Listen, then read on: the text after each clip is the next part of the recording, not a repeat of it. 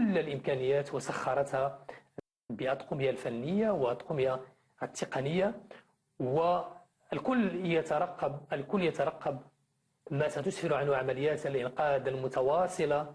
حقيقة منذ تقريبا حوالي 8 ساعات إلى حين ذلك. يبدو على أننا سنلحظ بعد قليل مؤتمرا أو تحديثا من وزارة الداخلية بشأن هذا الوضع.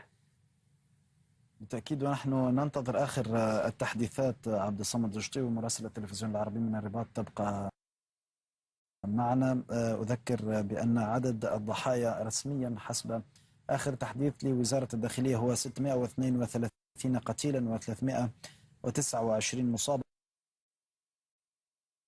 منهم 51 في حالة حرجة. الداخلية المغربية تقول إن القوات المسلحة الملكية والسلطات المحلية والمصالح الأمنية مجندة للتدخل وتقديم الدعم اللازم. الحكومة المغربية تقول إن فرق الإنقاذ تعمل جاهدة في المناطق المتضررة من الزلزال. والمعهد الوطني للجيوفيزياء في المغرب يقول إن الهزة الأرضية التي شهدتها البلاد هي الأعنف منذ قرن. والمعهد أيضا يقول إن الزلزال بلغت قوته 7.2 درجة على سلم ريختر، وحدد مركزه في إقليم الحوز جنوب غرب مراكش.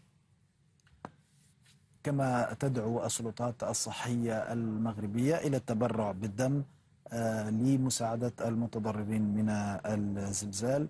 المعهد الجيوفيزيائي المغربي قال إن هزات ارتدادية كثيرة، أو لم تسجل هزات ارتدادية كثيرة رغم قوة الزلزال الذي ضرب المغرب، وإن احتمالية الدمار متوسطة في محيط 30 كيلومترا من مركز الزلزال في إقليم الحوز.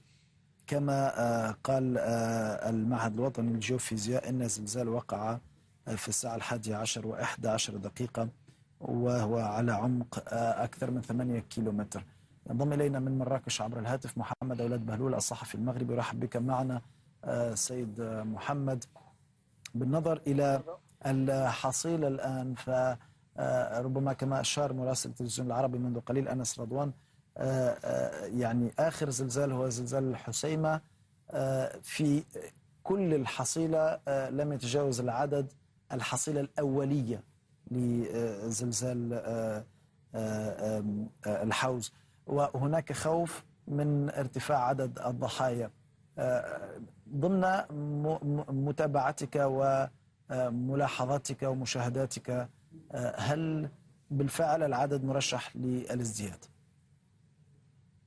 أولا السلام عليكم، تحية خاصة لإخوان الإذاعة قطرية.